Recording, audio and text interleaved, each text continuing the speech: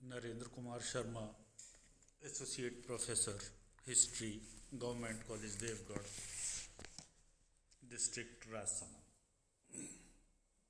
प्रिय विद्यार्थियों, हम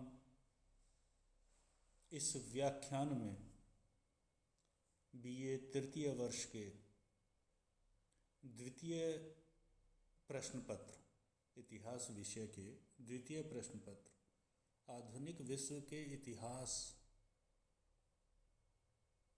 के 1848 की क्रांति, जो यूरोप के इतिहास की एक महत्वपूर्ण घटना है, जिसने संपूर्ण यूरोप को न केवल रूढ़िवादी विचारधारा त्यागने को प्रेरित किया, अपितु यूरोप में उदारवादी विचारों का प्रचार प्रसार भी खूब हुआ। इस घटनाक्रम ने लगभग यूरोप के सभी महत्वपूर्ण देशों को अपनी चपेट में लिया। यूरोप के महत्वपूर्ण राज्य या देश France, Austria, Hungary, Bohemia, Denmark आदि कई देशों में ये क्रांति हुई। हमने गत व्याख्यान में आपको इस क्रांति के लिए जो जिम्मेदार कारण थे, उन कारणों के विषय में प्रकाश डाला था। हमने बताया था कि जो 1848 की क्रांति है, उसके लिए जो सोशल और इकोनॉमिक चेंजेस थे, जो आर्थिक परिवर्तन थे, जो सामाजिक परिवर्तन थे, बड़े महत्वपूर्ण रूप से जिम्मेदार थे। और साथ में समाजवाद जो विचारधारा थी, उसका प्रचार प्रसार और उदारवादी विचारों का जो विकास हो रहा था यूरोप में, उसने इस क्रांति में महत्वपूर्ण भूमिका निभाई। आज हम बात करेंगे यूरोप के कौन से महत्वपूर्ण देश थे जिन देशों में ये क्रांति हुई। तो यहाँ हम चर्चा करेंगे सर्वप्रथम फ्रांस की। जिस प्रकार 1789 की जो क्रांति थी, जिसे अपन बौद्धिक क्रांति के नाम से भी जानते हैं, वैचारिक क्रांति के नाम से भी जानते हैं, और जिनके जो महत्वपूर्ण विचार थे, जो फ्रांस की राज्य क्रांति के गर्भ से निकले थे, विश्व बंधुत्व, भ्रातृत्व और समानता, लिबर्टी, इक्वलिटी एंड फ्रेटर्निटी, ये जो मौलिक विचार इस क्रांति से निकले थे, राज्य क्रांति से, उसने संपूर्ण विश्व को प्रभावित किया था। उसके पश्चात 1830 की जो क्रांति थी, उसने भी संपूर्ण विश्व पर भले ही आंशिक ही सही, लेकिन प्रभाव डाला। और उसी के आलोक में हम ये देखते हैं कि 1848 की क्रांति जो हुई, हालांकि ये संपूर्ण यूरोप में हुई, लेकिन इसका सूत्रपात करने का या इसका जो अग्रणी नेतृत्व करता देश था कोई, तो वो था फ्रांस। फरवरी 1848 को फ्रांस में क्रांति होती है। फ्रांस की जनता में वहाँ का जो सम्राट था लुई फिलिप, उसके शासन के विरुद्ध बड़ा असंतोष व्याप्त था। लोगों के मन में ये धारणा घर कर रही थी कि लुई फिलिप की जो सरकार है, वो न केवल नोबल क्लास की, एलीट क्लास की पोषण करती है, अपितु मध्यम वर्ग को भी मध्यम वर्ग की तरफ ध्यान देती है। लेकिन आम जो लोग हैं फ्रांस के, उन लोगों की तरफ उनका कोई ध्यान नहीं था। लुई फिलिप की जो संवैधानिक स्थिति थी वो भी दुर्बल थी। उसे फ्रांस के किसी भी राजनीतिक दल का कोई समर्थन प्राप्त नहीं था। देश में कृषकों की, मजदूरों की जो दशा थी वो बड़ी शोचनीय थी। समाजवादी जो विचारक थे, जैसे सेंट साइमन थे, लुई ब्लांक थे, इन विचारकों ने मजदूरों की शोचनीय दशा के लिए फ्रांस के सम्राट लुई फिलिप को और उसके प्रशासन और उसकी सरकार को इसके लिए उत्तरदायी ठहराया। जो मजदूरों की या आम लोगों की जो दुर्दशा थी, उस दुर्दशा के लिए लुई फिलिप और उसका प्रशासन, उसकी सरकार जिम्मेदार थी, ऐसा मानना था फ्रांस के विचारकों का। जब लुई फिलिप ने इन विचारों का दमन करना चाहा तो फ्रांस की जनता में फिलिप के प्रति असंतोष भड़क उठा। लुई फिलिप के जो प्रधानमंत्री थे गीजो, उनकी प्रतिक्रियावादी जो नीति थी उससे भी फ्रांस की जनता में असंतोष को हवा मिली।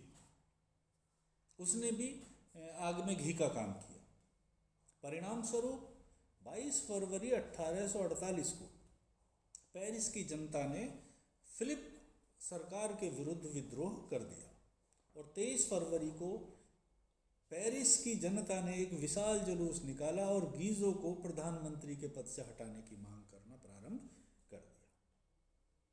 हालांकि फिलिप ने अपने प्रधानमंत्री को पद से हटा दिया, लेकिन क्रांतिकारियों ने शाम को ही गीजो के महल को घेर लिया, जिस पर पुलिस ने क्रांतिकारियों पर बल का प्रयोग किया। वहाँ पुलिस के द्वारा गोली भी चलाई गई, जिसमें लगभग 2 दर्जन क्रांतिकारी मारे गए और इससे भी अधिक संख्या घायलों की थी। इस बल प्रयोग ने फ्रांस की जनता को और अधिक सुलगा दिया और 24 फरवरी 1848 को फ्रांस की जनता ने राजमहल को घेर लिया। फ्रांस की जनता के आक्रोश से घबराकर फ्रांस के सम्राट लुई फिलिप ने भेष बदलकर महल छोड़ दिया। महल क्या छोड़ा, फ्रांस ही छोड़ दिया। परिणाम स्वरूप फ्रांस के अंदर द्वितीय गणतंत्र की स्थापना हो गई। या दूसरे शब्दों में हम ये कहें कि 1848 की क्रांति ने फ्रांस में एक बार फिर से सत्ता परिवर्तित कर दी। वहाँ सेकेंड रिपब्लिक की स्थापना हुई। तो हम ये देखते हैं कि फ्रांस न केवल वैचारिक रूप से अपितु नई नई चीज़ों को एडॉप्ट करने की दिशा में बड़ी महत्वपूर्ण भूमिका निभा रहा था। इसका प्रभाव यूरोप के अन्य देशों पर भी पड़ना स्वाभाविक था। परिणाम स्वरूप जो अगली घटनाक्रम घटती है यूरोप के किसी देश में, उसमें नाम आता है ऑस्ट्रिया। हम देखते हैं कि 13 मार्च 1848 को वियना के विद्यार्थियों और मजदूरों ने वहाँ एक विशाल जुलूस निकाला और उन्होंने भी फ्रांस की तर्ज पर मेटरनिख के महल को घेर लिया। मेटरनिख ऑस्ट्रिया का प्रधानमंत्री था और वहाँ इन छात्रों ने और मजदूरों ने मैटरनिख से त्यागपत्र देने की मांग की। विवश होकर 14 मार्च 1848 को मैटरनिख पद का त्याग कर देता है और ऑस्ट्रिया छोड़कर इंग्लैंड चला जाता है।